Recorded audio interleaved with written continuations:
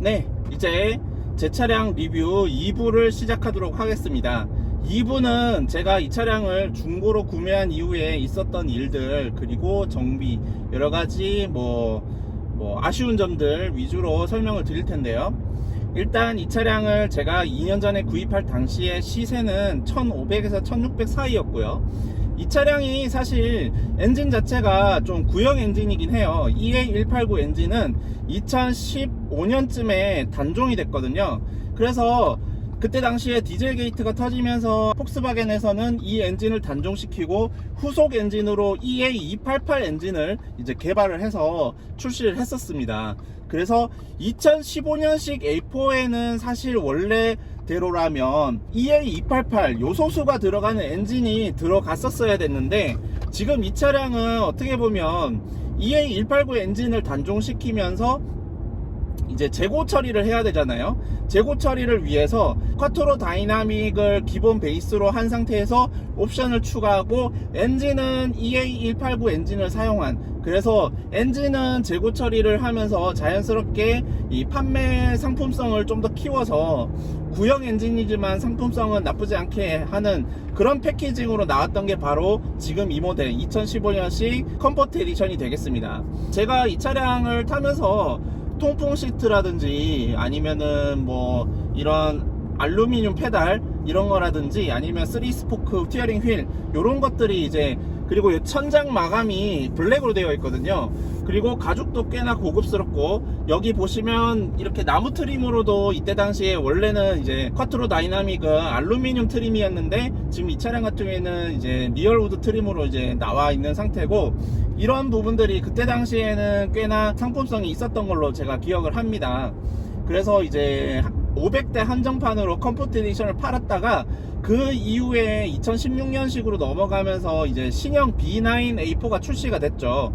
그때 마지막에 일반 모델에도 이런 나무 우드 트림을 넣어줬던 걸로 기억을 합니다. 물론 통풍 시트는 그때도 없었고요. 통풍이 들어간 모델이 B8 모델 중에는 아마 이 차량이 유일하지 않을까 싶어요. 근데 프레스티지 모델에 통풍이 들어간지 모르겠어요. 그거는 나중에 자료를 한번 찾아보겠습니다. 자, 지금 여기 풍경 되게 멋지죠? 여기가 한라산 올라가는 516 도로로 올라가는 길인데 여기 풍경 정말 멋집니다. 이쪽으로 드라이빙 하시는 거 정말 강추드리고요. 제가 좋아하는 드라이빙 코스이기도 합니다. 차량에 대해서 제가 이제 구매를 했던 이야기를 또 들려드리면, 이 차량을 구매했던 시기가 2021년 4월쯤인데 그때 이제 수원에 가서 이 차량을 매물을 봤었어요. 근데 이제 제가 그때 당시에는 수입 중고차 구매에 대해서 조금 부담이 있었기 때문에 정비사 동행 서비스를 이용을 했었습니다. 개인적으로 한 10만원에서 15만원이면 같이 정비사분이 오셔가지고 1시간 반 동안 같이 봐주시니까 너무너무 좋았고요. 제가 물론 차에 대해서 아예 모르는 건 아니지만, 그렇다고 해서 이제 정비사분들만큼 완전히 전문적이진 않잖아요. 그래서 크로스 체크하는 의미에서 정비사분 동행 서비스를 제가 이용을 했었고요. 결과적으로는 아주 양질의 차량을 가져왔다라고 저는 개인적으로 평가를 하고 싶습니다. 그래서 이 차량을 1600만원에 이 차량을 가져왔고요. 지금 말씀드리는 금액은 대략적인 금액입니다. 만원 단위까지 제가 기억을 못하니까요. 대략적인 금액은 1600 정도 들었고요. 그 다음에 세금이나 추가 부대 비용까지 포함하면 사실상 1800에 이제 가져왔었습니다. 1800에 가져왔었고, 지금 시세는 많이 떨어졌어요. 지금 시세는 많이 떨어져서 지금 비슷한 연식의 동급 모델을 만약에 찾으면 아마 1200에도 구매를 하실 수 있을 텐데, 어쨌든 직접 수원에서 구매를 해가지고 직접 운전을 해서 제주도까지 가져왔고요. 처음에는 차량 컨디션이 너무너무 좋았어요. 너무너무 좋았는데 처음에 딱 그 고장이 뭐가 터지냐면, 이상한 주행할 때마다 특정 속도에서 소음이 들리는 거예요. 예를 들어서 웅웅웅웅웅웅웅 시속 50에서 60 사이에서 약간 헬리콥터 소리가 막 나는 거예요. 그래서 이게 뭔가 싶어서 정비소에 갔더니 처음에는 변속기 문제라는 거예요. 그래서 이거 처음부터 변속기 고장이라고, 약간 저는 좀 이해가 안 돼서 변속기 컨디션은 분명 좋았거든요. 클러치에 뭐 체결이 슬립이 난다든지 아니면 변속이 늘어진다든지 그런 현상 전혀 없었기 때문에 저는 변속기 문제가 아니라 다른 문제라고 생각을 했고, 정비소를 다른 곳을 갔었어요. 물론 사설 정비소를 갔습니다. 보증이 끝났기 때문에 굳이 공식 센터를 갈 필요는 없어요. 사설을 다른 곳으로 갔는데, 다른 곳에서 이제 진단 내리기를 허브 베어링 쪽에서 나는 베어링 소음 같다, 그래서 허브 베어링을 점검을 받아봤더니 역시나 허브 베어링의 베어링 문제였고, 허브 베어링을 애프터마켓 제품으로, 패그 제품으로 교체를 해서 대략 50만원 정도 들었습니다. 양쪽에, 전륜 양쪽에 50만원 정도 합쳐서 50만원 들여서 수리를 했고, 소음이 완전히 싹 사라졌습니다. 그래서 이제 이게 사자마자 벌써 이 하체 부품이 고장이 나는구나, 혹은 고장이 났었는데 사실 이 중고차 매장 단지에 갔을 때는 눈에 차밖에 안 보이거든요. 지금 당장 저 차를 사고 싶은 마음 뿐인 거예요. 그러니까 차가 컨디션이 좋은지 나쁜지 제대로 객관적으로 판단할 수 있는 그런 부분이 없을 수가 있거든요.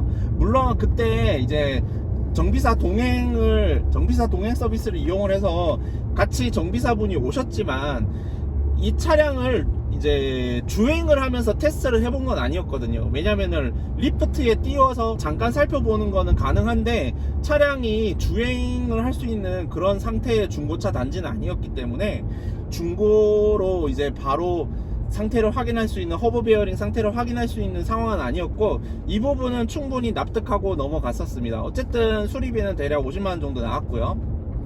그리고 중고차 보증보험이 적용되는 품목이 있는데, 이 보험회사마다 그 보증보험이 되는 품목 종류가 아마 다를 거예요. 그래서 그거를 잘 알아보셔야 됩니다.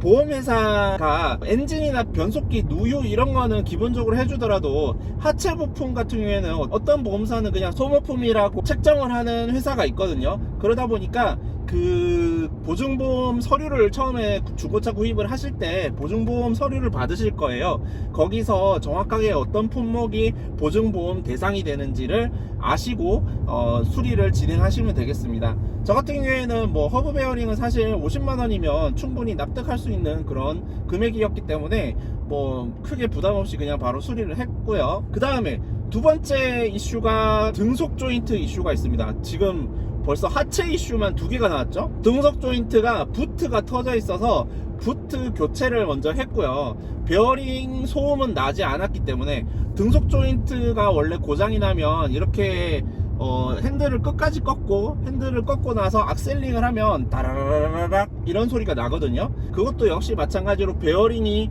이제 구리스가 빠져나가서 베어링이 마찰이 돼서 베어링이 손상이 됐을 때 나는 소리인데, 소음이 나지 않는다면 그냥 뜯어진 부트만 교환을 하셔도 괜찮습니다. 그래서 저는 일단 부트만 교환을 했는데 대략 부트 교환은 15만원 정도 들었던 것 같아요. 그리고 부트 교환을 하고 나서 좀 타다 보니 이게 처음에는 소리가 안 났다가 나중에는 유턴할 때라든지 이렇게 산길을 이렇게 갈 때 악셀을 밟으면 나라라라락 소리가 나는 거예요. 그래서 등속 조인트가 맛이 갔구나, 등속 조인트 교체를 해야 된다. 이제 결국에는 그렇게 결정을 내리고, 또 사설업체에 가서 재생품 등속도 있고 애프터마켓 등속 조인트도 있습니다. 근데 애프터마켓은 사실 중국산이 대부분이기 때문에 애프터마켓 등속 조인트 중국산을 신뢰를 할 수 있을까 약간 걱정을 했는데, 그래도 재생도 사실은 불량률이 좀 있거든요. 그래서 재생보다는 차라리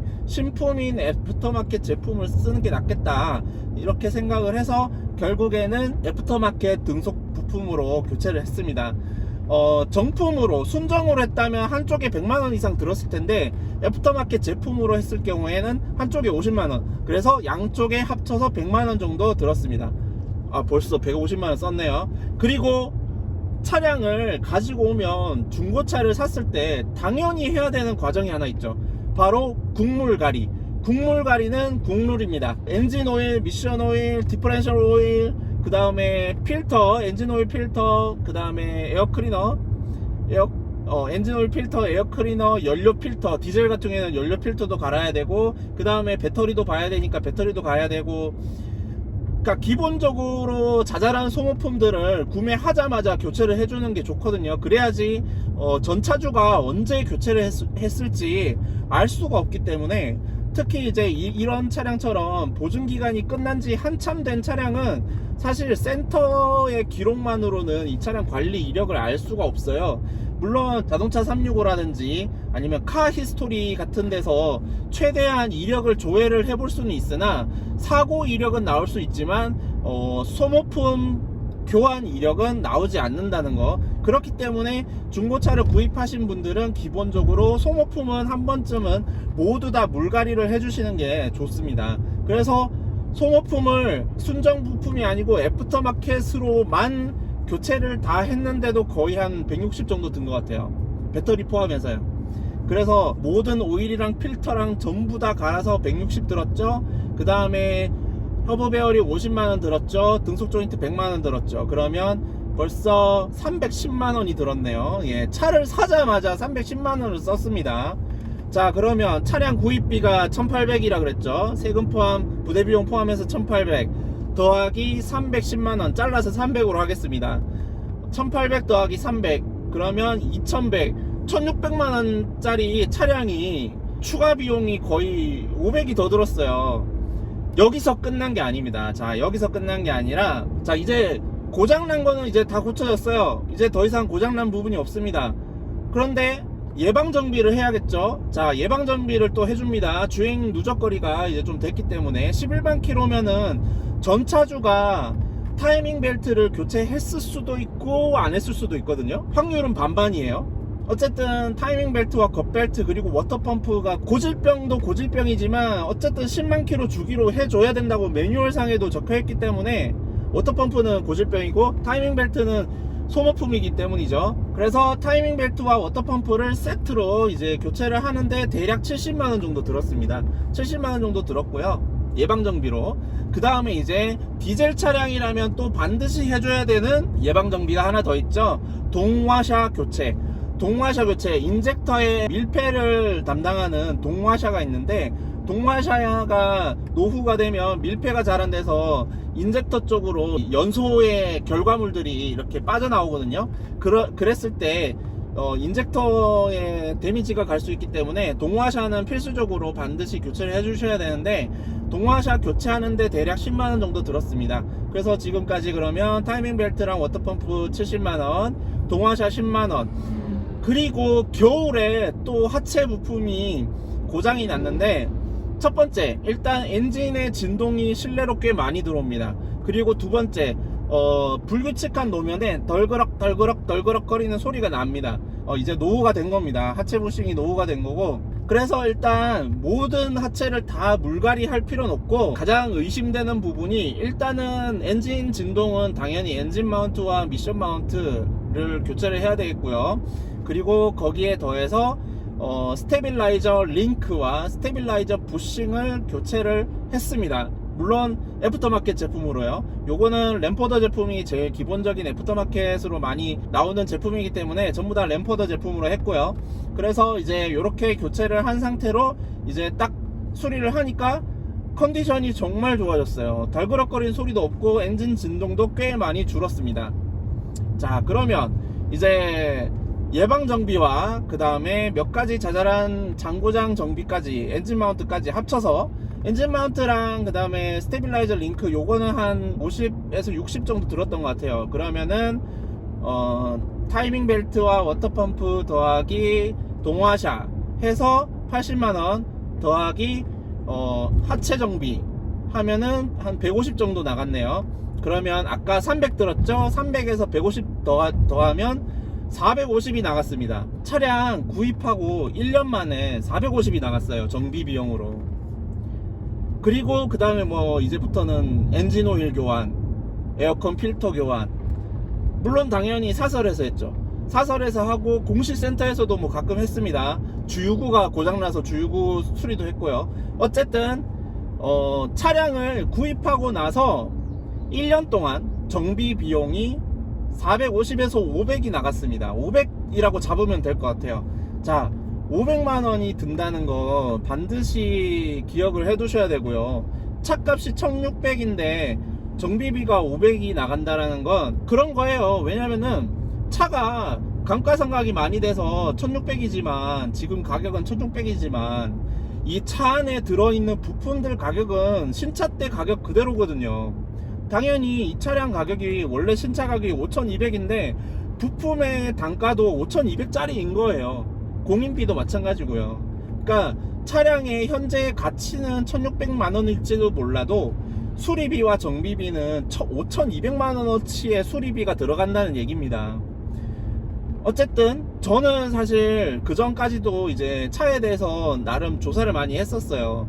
이제 애프터마켓 제품도 있고 수리비도 어느 정도 이제 들어가고, 그래서 이 차량을 구입할 때 1600만원에다가 세금 부대 비용 포함해서 1800만원 그리고 500만원까지를 전부 다 현금으로 계산을 했습니다. 전부 다 현금으로 가지고 있었고, 그래서 뭐 어차피 제가 원래 차가 없었던 것도 아니고 말리부라는 차도 가지고 있고 세컨카로 이 차를 구입을 했거든요. 뭐 서킷 가서 서킷 주행도 하고 그 다음에 와인딩도 하고 그런 재미있는 차로 이 차량을 구입을 했고, 처음에 말씀드렸지만 이 차량은 저에게 독일 차에 좋은 인상을 심어준 그런 아주 가지고 싶은 차량이었기 때문에 이 차량에 대한 애정이 크잖아요. 그래서 사실 차량 구입할 때 들어간 1600만원과 1800만원 그리고 정비비 500만원은 전혀 아깝지가 않습니다. 일단 저는 이 차량이 지금 만족도는 120%예요 제가 원래 좋아했던 모델이기도 하지만 이 차량이 주는 저에게 주는 이 독일차의 감성, 기본적인 이 차량이 저에게 주는 감성 자체는 지금 만족도는 120%입니다 굳이 단점을 꼽자면 뒤에 제가 아이를 태울 때 자리가 좀 좁아요. 그래서 뒤에 카시트를 이제 설치를 하고 아이를 태우는데, 그러면 뒷좌석에 카시트를 이제 설치를 하잖아요. 그러면 앞좌석 사람이 시트를 앞으로 다 당겨야 됩니다. 그만큼 앞뒤 간격이 좁아요. 그래서 이 차량으로 간단하게 아이 등하교나 혹은 제 출퇴근용으로는 꽤 쓸만하지만 가족 단위로 여행을 다니거나 할 때는 조금 힘드실 수 있다는 거. 뒤에서 아이가 카시트 타고 발로 막 차면은 장난 아니에요. 앞에 있는 사람이 죽습니다. 이 차량의 단점 또 뭐가 있을까요? 일단 디젤이다 보니까 소음과 진동이 좀 심합니다. 생각보다 많이 심해요. 특히 구형 모델이라서 더 그런 건지 모르겠지만 EA189 엔진이 물론 다른 동급 독삼사 대비 조용하다고는 합니다만 그거는 실내에서 조용한 거지, 실외로 나가면은 진짜 그냥 경운기 소리 나거든요. 달달달달달 소리가 나요. 진짜 무슨 트럭이 온 것처럼 소리가 나거든요. 그런 소음적인 부분, 진동적인 부분에서 좀 단점이 있다라는 거. 하지만 그거는 정차했을 때 상황이고 주행할 때는 또 그렇게 그렇게 심하지 않습니다. 주행할 때는 나름 또 참아줄만 해요. 그리고 또 단점을 또 찾자면 엔진 출력이 지금 와서, 처음에는 너무 만족스러웠는데 이제 제가 최근에 서킷을 다니잖아요. 서킷을 다니니까 엔진 출력에 대한 갈증이 좀 생기더라고요. 177마력이지만 비록 177마력이 일상주행에서는 부족함이 전혀 없지만 서킷에서는 조금 한 200마력 좀 넘었으면 좋겠다라는 생각이 많이 들더라고요. 그래서 지금 개인적으로는 저는 이 B8.5 A4가 너무 좋기 때문에 B8.5 S4를 기변을 할까? 지금 그 고민을 하고 있어요. 그러니까 이 모델이 좋은 거예요. 제가 좋아하는 모델이에요. 그래서 이 모델이 너무 좋기 때문에 B9 S4도 좋지만, 물론 차값이 지금 차이가 많이 나죠. B9 S4도 좋지만 B8.5 S4도 좋은 매물이 있다면 기변을 한번 해볼까? 약간 그런 생각을 하고 있어요. 정말 너무너무 만족스러운 차량이 아닌가 생각을 합니다. 네, 지금까지 2015년식 아우디 B8.5 A4 35TDI 쿼트로 컴포트 에디션 2부 리뷰였고요. 이 차량을 지금 이제 소유한 지 2년 정도 되었고, 자잘한 정비 비용도 나갔지만 구매할 당시에 그리고 정비 비용도 전부 다 현금으로 처리를 했기 때문에 딱히 이 차량 유지하면서 부담이 됐던 적은 없었고요. 만족도도 정말 한 120% 만족도를 가지고 있지만 출력에 대한 아쉬움이 좀 있어서 그 부분만 조금 이제 모르겠어요. ECU 튜닝을 하면 조금 올라가겠지만 저는 튜닝해서 올리는 것보다는 그냥 차라리 차급을 올리는 게 더 낫다고 생각을 하거든요. 그래서 언젠가는 S4 모델로 기변을 해서 제 차량 리뷰로 한번 할 수 있었으면 좋겠습니다. 아우디 브랜드 자체가 중고차 시장에서 많이 감가가 심해요. 그래서 차량 가격만 생각하면 접근성은 높은데, 접근성이 높은 반면에 정비 비용만큼은 절대로 싸지 않다는 거, 그거는 꼭 명심해 주시고, 이 차량을 가지고 만약에 할부로 산다고 하면 저는 조금 말리고 싶어요. 할부로 사지 마시고 최소한 차값은 올 현금으로 구입하시고, 정비 비용이 무조건 300 이상 들거든요. 최소 300입니다. 정비 비용 무조건 300 이상 들기 때문에, 이거는 근데 아우디 뿐만 아니라 BMW, 벤츠 중고차도 마찬가지예요. 이거는 독삼사 공통입니다. 무슨 어떤 수입차든 간에 다 마찬가지니까, 이거는 뭐 이 차량이라서 아우디라서 그렇다는 게 아니고요. 수입 중고차를 구입하시려고 하는 분들이 반드시 아셨으면 하는 부분이, 예비 정비비를 최소한 300에서 500 정도는 가지고 수입 중고를 구입을 하셔라. 그러면 적어도 중고차가 고장났을 때 내가 대응을 못하는 상황은 오지 않을 거다 라는 걸 말씀드리고 싶었습니다. 네, 지금까지 2015년식 아우디 A4 35TDI 쿼트로 컴포트 에디션 제가 소유한 차량에 대한 리뷰였고요. 여기 제주마 방목지로 지금 다시 돌아왔는데 제 차량 마지막으로 보여드리면서 마무리하도록 하겠습니다.